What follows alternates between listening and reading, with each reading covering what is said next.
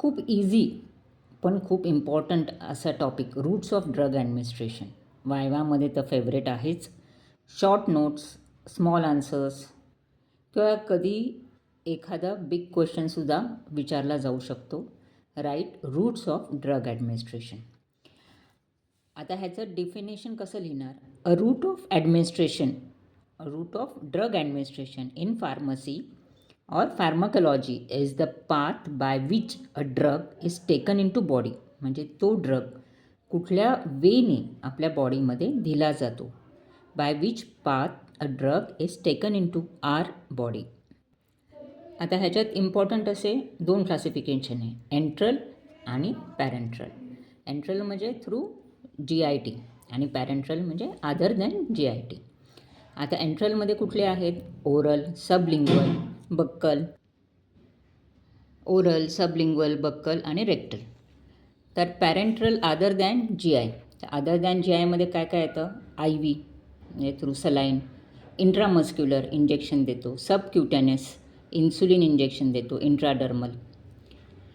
Others आहे mucosal, जसं nasal, ophthalmic, डोळ्यांमध्ये ड्रॉप्स टाकतो, कानांमध्ये ड्रॉप्स टाकतो, ऑप्टिक, वजायनल, युरेथरल. टॉपिकल किंवा लोकलमध्ये क्रीम्स येतात, Xylocaine creams, Xylocaine jelly, lotions, ear और आय ड्रॉप्स, नेझल ड्रॉप्स.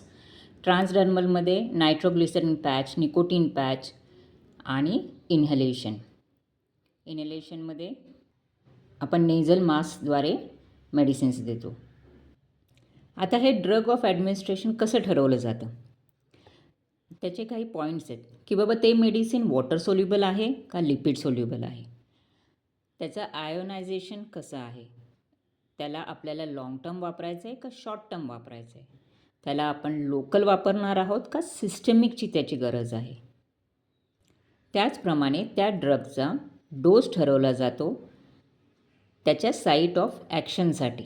त्याची फिजिकल केमिकल प्रॉपर्टीज काय आहे, म्हणजे सोल्युबिलिटी त्याची कशी आहे, pH काय आहे त्याचा, रेट आणि एक्सटेंट ऑफ ॲब्झॉर्प्शन किंवा बायो अवेलेबिलिटी त्याची काय आहे, मेटाबॉलिझम कसं आहे त्याचं. आता हे एंट्रल जे ड्रग्ज आहेत हे GIT म्हणजे GITच्या संबंधित आहे, म्हणजे तोंडाने घेतले जातात. हे फर्स्ट पास मेटाबॉलिझमच्या निगडीत आहे, म्हणजे ते आपल्या पोटामध्ये जातात, पोटामध्ये ॲब्झॉर्ब होतात, परत पोटामधनं ब्लडमध्ये सर्क्युलेशन जातात, लिव्हरमध्ये ॲब्झॉर्ब होतात, स्मॉल इंटेस्टाईनमध्ये ॲब्झॉर्ब होतात. म्हणजेच काय, the drugs that are absorb via GIT and circulated to liver via hepatic portal. आता छोटे छोटे शॉर्ट नोट्स ह्याच्यामध्ये किंवा 2 मार्क्स क्वेश्चन्स ह्याच्यामध्ये विचारले जातात, जसे सबलिंग्वल और बकल रूट एक्सप्लेन करा. This is a route that is the medicine kept under tongue. It is given without water. Mostly it is a small tablet. Example nitroglycerin tablet और Sorbitrate tablet you can say. ह्याचं rapid absorption होतं. No first pass metabolism, ते आपल्या माऊथमध्येच absorb होतं. First pass म्हणजे liver through हे जे आहे हे फर्स्ट पास मेटाबॉलिझममध्ये पर्यंत येतच नाही.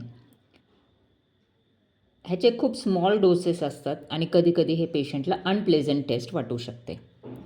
नेक्स्ट आहे रेक्टल रूट. रेक्टल रूटमध्ये शक्यतो सपोजिटरीज देतात. ज्यावेळेस पेशंटला NBM नील बाय माउथ ठेवायचं आहे बिफोर सर्जरीज, आफ्टर सर्जरीज, त्यावेळेस सपोजिटरीज देतात. हे ड्रग आपण ओरली नाही घेऊ शकत. ओरल रूट जे आहे ते सेफेस्ट रूट आहे, कॉमनेस्ट आहे, कन्व्हिनियंट आहे आणि इकॉनॉमिकल आहे. Sublingual it bypasses the first pass effect, immediate effect देते. Next 2 marks question is intravenous IV. हे पण इमिजिएट इफेक्ट देते. It is ideal for large doses. ज्यावेळेस एखाद्या मेडिसिनचं लार्ज डोसेस द्यायचं असेल, IV route is the best. एमर्जन्सीजमध्ये यूज केला जातो.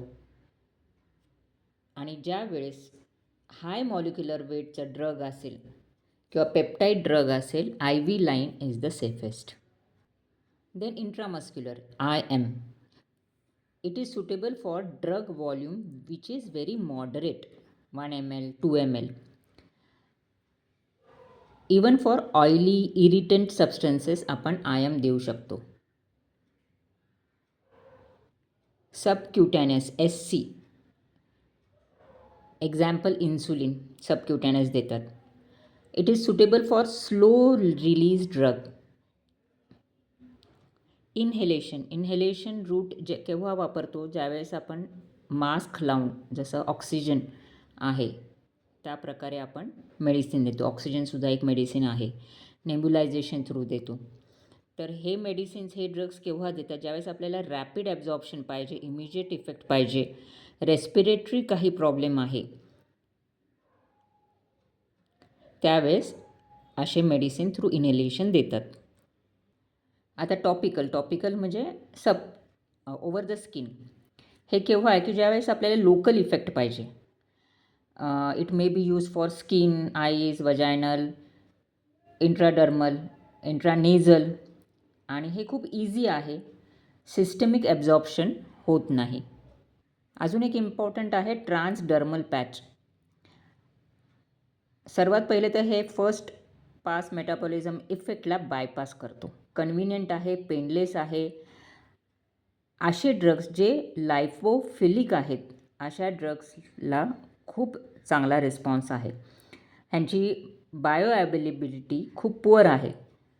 बरेच वेळा नायट्रोग्लिसरीन पॅचेस आपण लावतो ज्यावेळेस चेस्ट पेन आहे, चेस्ट पेन कमी होतं. तर असे routes of drug administration enteral, parenteral, mucosal, topical, transdermal आणि इन्हेलेशन.